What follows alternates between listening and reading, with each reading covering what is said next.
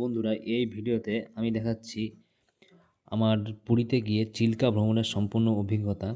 আর চিল্কাতে যেতে কত খরচ হয়, কোথায় খাওয়া দাওয়া করতে হবে, আর এখানে নৌকাতে করে ঘুরতে কতই বা খরচ হয়, সব তথ্য আমি এই ভিডিওতে তোমাদের সাথে শেয়ার করব। আর চিল্কাতে বলে নাকি ডলফিন দেখা যায়, কিন্তু আদৌ চিল্কাতে এরকম ডলফিন দেখা যায় না, এটা সম্পূর্ণ ভুল কথা। ট্যুরিস্ট বাসে করে চিল্কাতে যেতে প্রত্যেকের খরচ পড়বে 300 থেকে 400 টাকা। চিল্কা শুধু ভারতেরই নয়, চিল্কা সমগ্র এশিয়ার সবচেয়ে বড় লবণাক্ত জলের হ্রদ। শীতের সময় তোমরা যারা যাবে তারা দেখতে পাবে যে চিল্কাতে অনেক পরিযায়ী পাখিদের আনাগোনা। এই হ্রদটির আয়তন প্রায় 1100 বর্গ কিমি। মোটর চালিত নৌকাতে করে চিল্কাতে প্রায় 3 থেকে 4 ঘন্টা ঘোরায়। আর মাঝে মাঝে যেখানে স্থলভাগ থাকে, মানে ছোট ছোট দ্বীপ থাকে, সেই জায়গাগুলিতে নৌকা দাঁড় করায়। রাস্তার পাশ দিয়েই চিল্কা লেকের কিছু কিছু অংশ শুরু হয়ে গেছে, তোমরা দেখতেই পাচ্ছ। যারা পুরীতে এসে আগে কখনো চিল্কা দেখোনি তারা অবশ্যই পুরীতে এসে চিল্কা ভ্রমণের চেষ্টা করবে। চিল্কা আসার আগে বাস মাঝখানে 2টো স্টপেজে দাঁড় করায়, সেখানে তোমরা খাওয়া দাওয়া বা যারা টয়লেটে যাওয়া যাবে তারা সেখানে যেয়ে নেবে। বাস যেখানে দাঁড় করায় সেখানে যে রেস্টুরেন্টটা আছে সেখানে আমরা মাছ ভাত অর্ডার করেছিলাম, আগে অর্ডার করে নিতে হয়। 3 জনের পড়েছিল 600 টাকা। চিল্কা থেকে ফিরে আমরা যখন সেখানে খাবার খেলাম, খাবার মুখে দেওয়ার মতো না, অতি জঘন্য খাবার। তোমরা পারলে অবশ্যই আগে থেকে খাবার নিয়ে যাবে কিংবা কোনো ভালো জায়গায় সেটা খেয়ে নেবে। চলে এসে চিল্কা লেকের কাছে, দেখতে পাচ্ছ এখানে কেমন ভিড় টিকিটের লাইনের জন্য।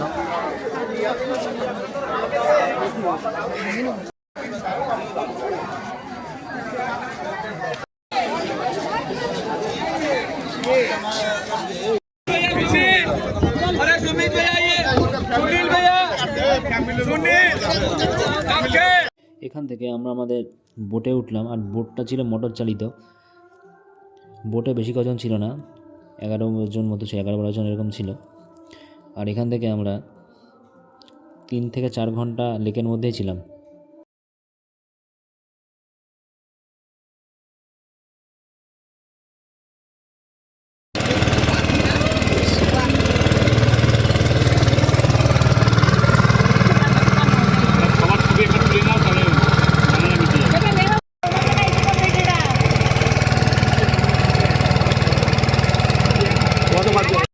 ভিডিওতে তোমরা যে পাখিগুলো দেখতে পাচ্ছ এইগুলি বেশিরভাগই সাইবেরিয়ার ক্রেন। এইগুলো শীতকালে আসে সাইবেরিয়া থেকে চিল্কাতে।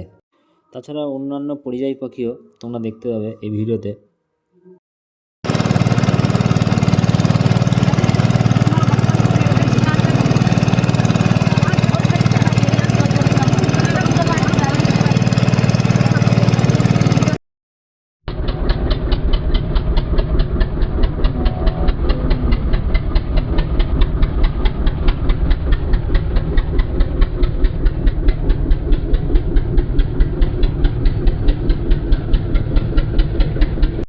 আমার এটা ফার্স্ট টাইম চিল্কা লেকে, তাই একটা আলাদাই অনুভূতি আমার মধ্যে কাজ করছে। আমি আশেপাশে শুধু দেখছি ডলফিন দেখা যায় কি না, কিন্তু পাখি আর মাছ ছাড়া কিছুই দেখা যাচ্ছে না এর মধ্যে। জলের ডেপথ 1 মিটারও নেই, দেখতেই পাচ্ছেন। কিন্তু বেশিরভাগ লোকই যারা প্রথমে এসেছে তারা ভাবছে হয়তো সমুদ্রে যাচ্ছে, ওই জন্য তারা লাইফ জ্যাকেট পরে একদম নেমে পড়েছে জলের মধ্যে। চিল্কা লেকের মধ্যে আপনারা যদি খাবার কিংবা প্লাস্টিক ফেলেন তাহলে কিন্তু 1000 টাকা ফাইন নিয়ে নেবে যদি কেউ দেখতে পায়। কখনো খাবার বা প্লাস্টিক ফেলবেন না, সেটা বায়োডাইভার্সিটি হটস্পট যেহেতু। আর তার সাথে নৌকার যা আওয়াজ, এর মধ্যে ডলফিন দেখা অসম্ভব। ডলফিন দেখতে না পেলেও আমাদেরকে দেখানো হয়েছিল লাল কাঁকড়া। আমাদের নৌকাটা যখন একটা দ্বীপে এসে কিছুক্ষণের জন্য দাঁড়ালো। তখন নৌকা চালকদেরই একজন কিছু লাল কাঁকড়া বালির মধ্যে করে এনে সেই লাল কাঁকড়াগুলিকে আমাদের সামনে দেখালো আর বলল যে লাল কাঁকড়াগুলি যেহেতু সমুদ্র এরিয়া তাই এই অঞ্চলে খুবই পাওয়া যায়। তোমরা কারা কারা লাল কাঁকড়া দেখেছো সামনে থেকে তারা অবশ্যই কমেন্ট বক্সে জানাবে। আমি আগেও অবশ্য লাল কাঁকড়া দেখেছি। এই লোকটা আমাদেরকে কিছু ঝিনুক এনে ঝিনুকগুলো ভেঙে ঝিনুকের মধ্যে কিছু কিছু মুক্ত দেখালো, জানি না আদৌ সত্যি কিনা। देखेंगे समुंदर है, ये जीवन दशक वो कीड़ा खाता है लोग। उसी सिप्पी का अंदर किसी किसी का अंदर पॉल होता है, इसीलिए वो जो बंगला है फॉरेस्ट डिपार्टमेंट का लाइसेंस दिया है। देखो इतना देखो, वो जो लाइसेंस देता हूँ ना इसमें मोती है, हो सकता है इसीलिए लेके आया है।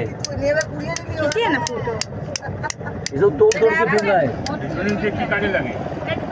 ওর মধ্যে আছে ওটা মুখ বন্ধ হতে জানি জীবন্ত, ওটা মরে যায় ওটা মুখ খোলা যায়।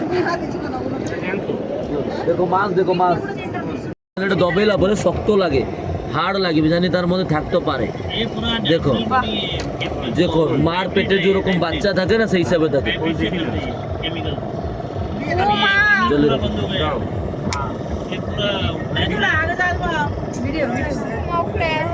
कुछ नहीं करेगा। अरे मिस कर दिया। लाल लाल इतना मोटा मोटा अरे देखो जो बड़ा बेहद हो ये सुंदर रूप तो देखो। पहले के जमाने में नहीं देखो। वो खेती वाला बड़ा बड़ा मोती होते हैं, 10 रत्ती 8 रत्ती का मोती है जो खेती होते हैं।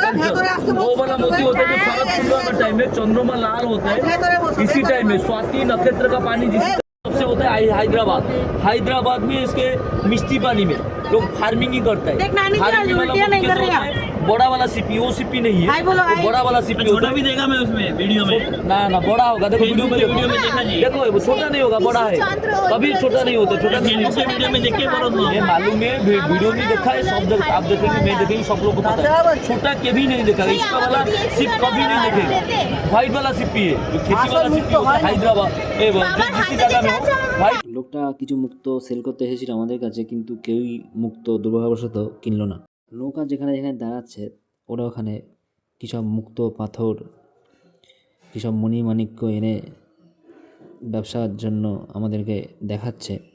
এসব করে আমাদের নৌকাতে ঘোড়াটা মাঝে মাঝে থামিয়ে দিচ্ছে।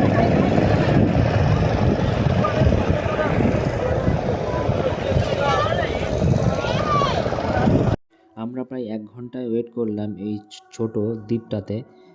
তারপরে দ্বীপটাতে নেমে আমরা ডাবের জল খেলাম। এরপর আবারও টোরাল নিয়ে কী সব দেখালো ওরা।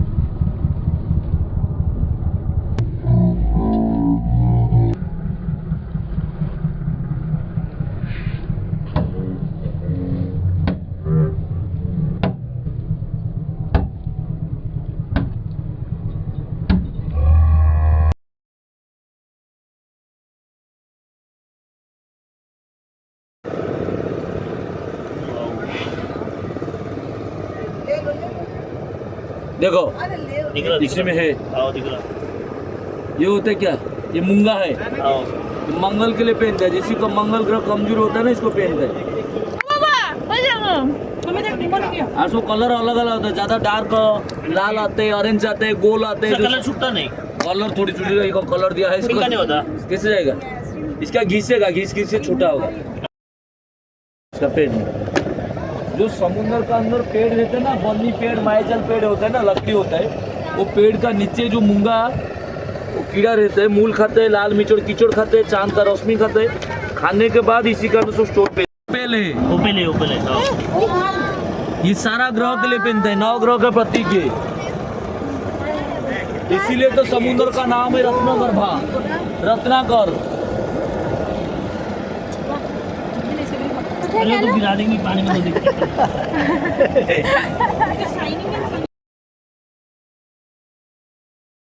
এইখানে আমরা মণিমুক্ত মাণিক্য সব কিছু দেখার পরে এগিয়ে চললাম পরের দ্বীপের উদ্দেশ্যে।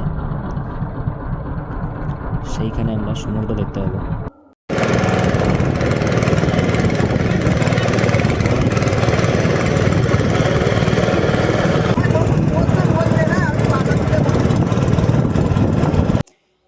এরপরে আমি নৌকার উপরে দাঁড়িয়ে পোজ দিয়ে কতগুলো ছবি তুলে নিলাম।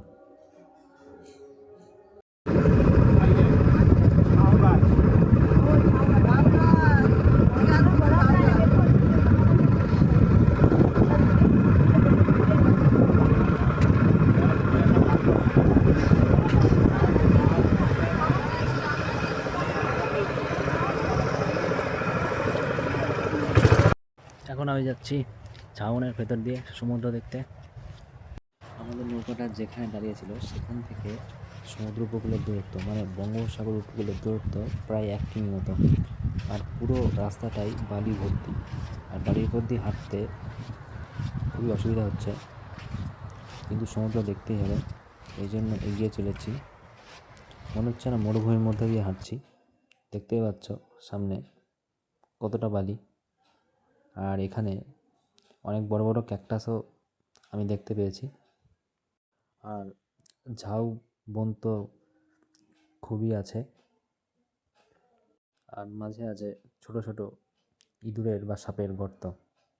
তাই আমি একদম মাঝখান দিয়ে হাঁটছিলাম যাতে গর্তের মধ্যে পাটা চলে না যায়। এভাবে আমি হাঁটতে লাগলাম বালির ওপর দিয়ে। এভাবে বালির উপর দিয়ে 10 মিনিট হাঁটার পরে আমি অবশেষে সমুদ্র দেখতে পেলাম। দেখতে পাচ্ছ চিল্কা লেক থেকে সোজা চলে এসেছি আইল্যান্ডটা ক্রস করে, সামনেই সমুদ্র। এইখানে চিল্কা লেক আর সমুদ্রের মিটিং পয়েন্ট। আমি জুম করে দেখাচ্ছি তোমাদেরকে।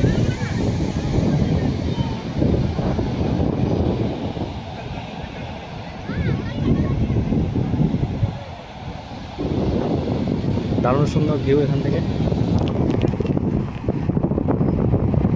সবাই অবশ্যই যারা চিল্কা লেকে আসবে তারা অবশ্যই এই আইল্যান্ডটা এসে সমুদ্রে ভিজিট করবে। এই হচ্ছে সেই বড় বড় কাকটাস গাছগুলো, যেগুলো আমি তোমাদেরকে আগেই বলেছিলাম যে বালির মধ্যে এখানে আসলে অনেক বড় বড় কাকটাস দেখতে পাবে। এখান থেকে আমি কতগুলো ক্যাকটাসের ছবি তুলে আমি ব্যাক করছি আমাদের নৌকার কাছে, যেখান থেকে আমাদের আবার যেতে হবে। বন্ধুরা, যদি তোমাদের আমার এই চিল্কা ভ্রমণের ভিডিওটা ভালো লেগে থাকে তাহলে অবশ্যই লাইক, কমেন্ট, শেয়ার আর সাবস্ক্রাইব করতে ভুলবে না। এভাবে নতুন নতুন ঘোরার ভিডিও নিয়ে আমি তোমাদের সাথে শেয়ার করব।